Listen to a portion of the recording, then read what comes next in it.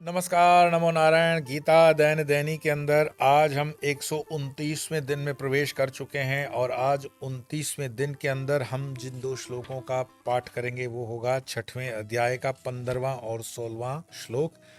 6वें अध्याय का नाम है आत्म संयम योग। आत्म संयम कैसे हो उसी की व्याख्या भगवान बता रहे हैं। तो आइए पहले दो श्लोकों का पाठ करते हैं। 15वां और 16वां श्लोक है।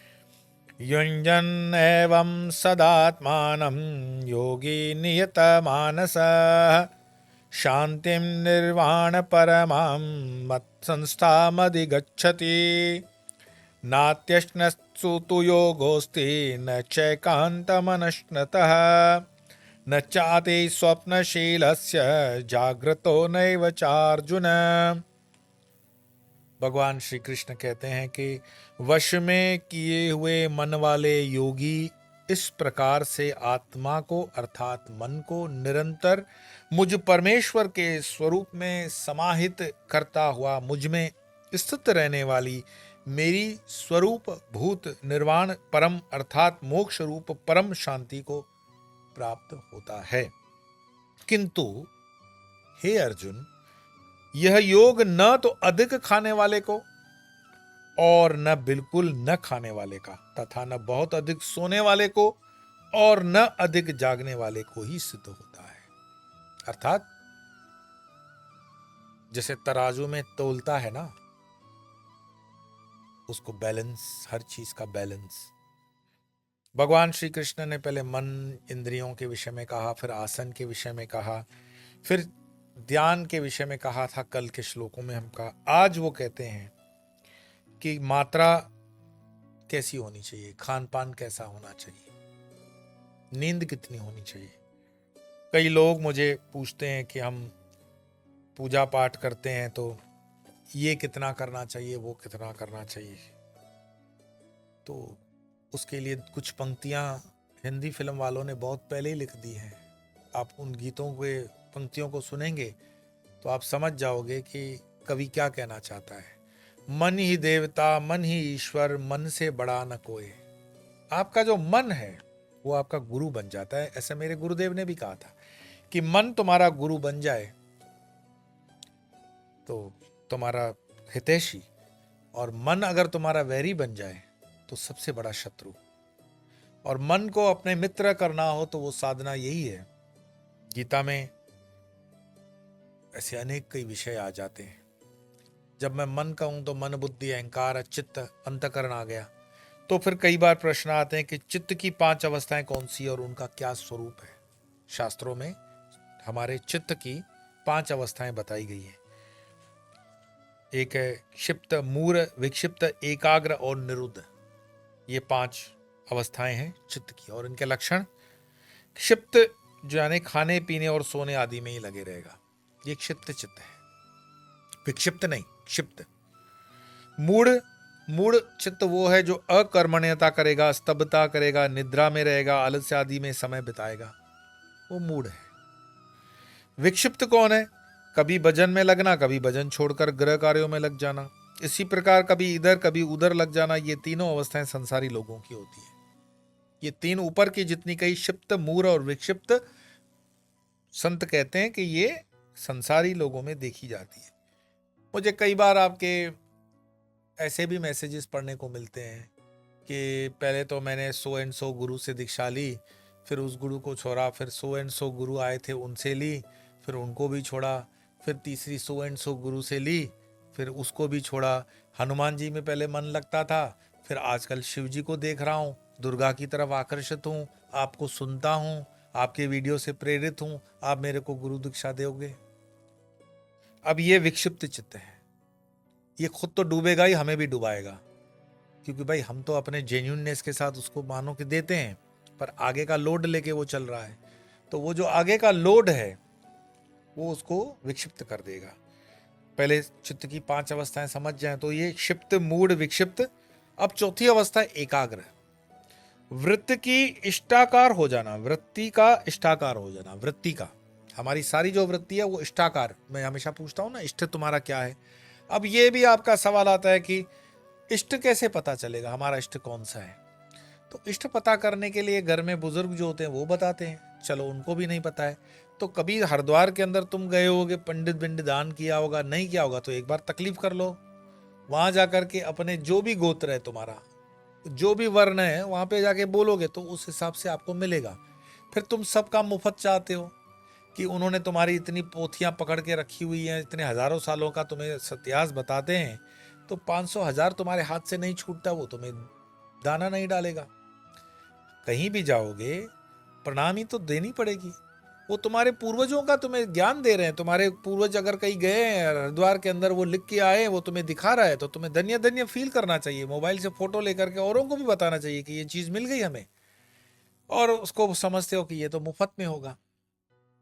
भाई हमसे दूर दूर से लोग समय लेते हैं मिलने के लिए, और हम अपने कीमती समय से मानो कि 10-15 मिनट का भी समय देते हैं, और मुझे बड़ा दुख के साथ कहना पड़ता है, इतनी लोगों के आचरण में कृपणता होती है कि सोचता है कि क्या सड़ा गला कोई फ्रूट ले जाए। स्वामी जी तो कहते हैं वीडियो में कि संत का दर्शन खालियात नहीं। तो पिछले दिनों कोई आया था अमेरिका से मिलने, समय लिया, प्रोसेस पूरा किया, और बंबई के सड़े हुए केले मेरे लिए लाया था। मैंने कहा मैं तो केले नहीं खाता, कफ होता है। बोले गाय को खिला देना। मैंने बोला मेरे गाय की भी टेस्ट बहुत अच्छी है। समझ गया वो। आपको देने के लिए हम ये नहीं बोलते हैं कि जबरदस्ती से सड़ा गला भी किसी के गले में डाल दोगे। अरे देना है तो क्वालिटी, जब अपेक्षा क्वालिटी की रखते हो, माँ लक्ष्मी आप पर कृपा करे और कृपणता के साथ करते हो दर्शन। तो मैं हरिद्वार वालों के लिए कहूंगा कि जो हरिद्वार में अपने इष्ट को खोजने जाते हो, वहां पोथियां हैं, लेकिन विनम्रता के साथ जाओगे। वो अपने लोड मत ले जाना दिमाग पर कि बहुत बड़े ये हो वो हो, 500,000 दोगे तो तुम बताओगे। नहीं नहीं, वो आपके कोई नौकर नहीं है, उन्होंने अपने फर्ज का, अपने संकल्प का निर्वाह किया, तो आप भी निर्वाह करो। यही गीता से समझने को हमें मिलता है। तो एकाग्र चित्त का मतलब हो गया वृत्ति का इष्ट आकार हो जाना, और संसार का बान न रहना, होश न रहना संसार का। इसे सविकल्प समाधि की स्थिति कह सकते हैं। इसके शांत और उद्वित दो भेद हैं। जब वृत्ति इष्टाकार हो तब शांत, जब वहां से लौट आवे तब उदित समझनी चाहिए। ये चौथी प्रकृति बताई, कौन सी? क्षिप्त, मूढ़, विक्षिप्त, एकाग्र। अभी आती है निरुद्ध। निरुद्ध चित्त की अवस्था क्या होती है कि जब वृत्ति शांत होकर पुनः उदित न हो तब उसे निरुद्ध कहते हैं। यह निर्विकल्प समाधि की स्थिति है। ये दोनों अवस्थाएं योगियों की तुरीय अवस्थाएं हैं। ऐसी अवस्था इतिहास में मात्र मैंने जो पढ़ी है वो रामकृष्ण परमहंस को मेरे देखे है, दूसरे संत महात्मा भी होंगे, पर मेरे देखे, जो मैं अपनी प्रामाणिकता के आधार पे कहूं कि ये कहाँ पढ़ सकते हैं, देख सकते हैं, तो ये अवस्था रामकृष्ण परमहंस के जीवन में मिलती है। तो योगी, ज्ञानी और भक्तजन तुरीय अवस्थाओं में क्या अंतर है? बहुत अंतर होता है। हम कभी कभी ऐसे प्रश्न भी पूछ लेते हैं जिन प्रश्नों से हम अति प्रश्न हो जाते हैं। ये ऐसा ही है कि 4 साल का बच्चा अपने माँ बाप से पूछे कि बताओ मैं कैसे पैदा हो गया, फिर वो उसको बहला फुसला रहे हैं कि भगवान ने जोली में डाल दिया, फिर वो पूछे कैसे जोली में डाल दिया, और मतलब घुमा फिरा करके ऐसी परिस्थितियां पैदा कर ले कि जहां पर उसको समझ में तो आएगा नहीं और उसको समझाने में कोई फायदा नहीं है। तो कई बार लोग जानने के हिसाब से नहीं पूछते हैं, अपने को ज्ञानी सिद्ध करने के लिए भी हमारी परीक्षाएं ले लेते। वो यूट्यूब से या कहीं फेसबुक से या इंस्टाग्राम वगैरह से चीज़ें पढ़ कर आए हैं, उनका खुद का अनुभव नहीं है, और वो कहेगा भी कि मेरा अनुभव नहीं है, मैं ऐसे ही पूछ रहा हूँ। तो क्यों पूछ रहे हो?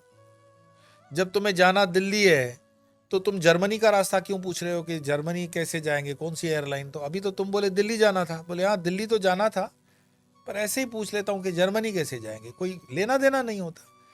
ऐसी दशमहाविद्या क्या होती है, दशमहाविद्या की साधना कैसे करते हैं? मैंने बोला तुम इंटरव्यू लेने आए हो हमारा, तुम्हारी जितनी जरूरत है उतना काम करके निकल लो। सब तो जानने से क्या होगा? सब जानने से तुम्हारी जो बुद्धि है उतनी तीक्ष्ण तो है नहीं कि हम बताएंगे और तुम समझ जाओगे। तो यहाँ भगवान श्री कृष्ण उस चीज का समाधान इस तरह से ही देते हैं कि कैसे तुमने आसन को स्थिर कर दिया, और आसन को स्थिर करने के लिए फिर आगे क्या करोगे।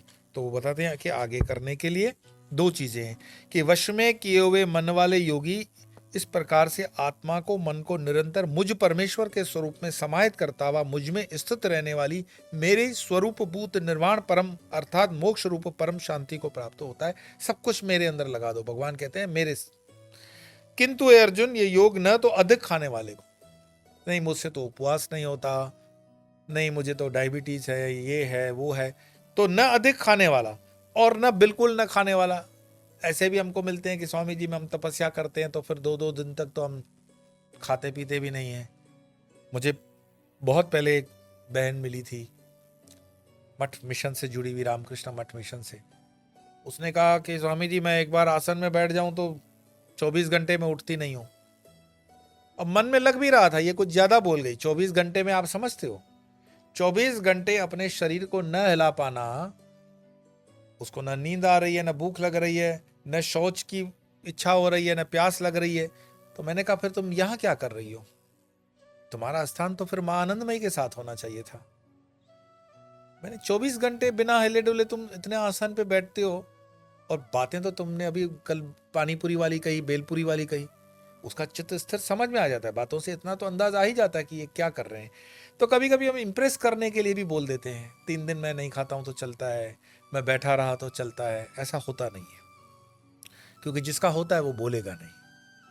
और न बिल्कुल न खाने वाले का तथा न बहुत अधिक सोने वाले का और न अधिक जागने वाले का सिद्ध होता है। अब कभी कभी हम कह देते हैं कि इतनी संख्या कर लेना तो नींद, कुछ लोगों की शिकायत होती है कि बहुत नींद आ रही है। तो नींद का तो नियम है 6 घंटे से ज्यादा क्यों सोते हो? सोना भी पड़े तो 6.5 घंटे कर लो। और बिल्कुल न सोने वाला, हालांकि बिल्कुल न सोने वाला तो या कम सोने वाला तो बहुत कम देखने को मिलता है, पर खुद को कष्ट दे करके भगवान इसमें जो कहना चाहते हैं कि तुम्हारे भीतर जो नारायण बसा हुआ है, तुम्हारे भीतर जो चैतन्य है, उसको, इस शरीर को प्रॉपर मात्रा में जो जरूरी है उतना तो अन्न दोगे, अन्न दोगे, जल दोगे, नींद भी दोगे उसका पोषण करने के लिए, नहलाने के लिए उसको साफ भी करोगे, क्योंकि तुम शरीर नहीं हो। ये यहाँ तक तो ठीक है, पर शरीर तो तुम्हारा है, तुम इस शरीर में निवास करते हो, मंदिर है ये तुम्हारा, इसका ध्यान रखो। और इस तरह से शरीर का दुरुपयोग मत लो। कोई भी साधक शरीर का दुरुपयोग लेना ये साधना नहीं है। तो अति निद्रा करना, अति भोजन करना, अति जागना, अति न खाना, ये सब सम्यक हो जाओ, बैलेंस हो जाओ। तो आइए आज के इस 2 श्लोकों को भी बैलेंस करें पाठ करते हुए।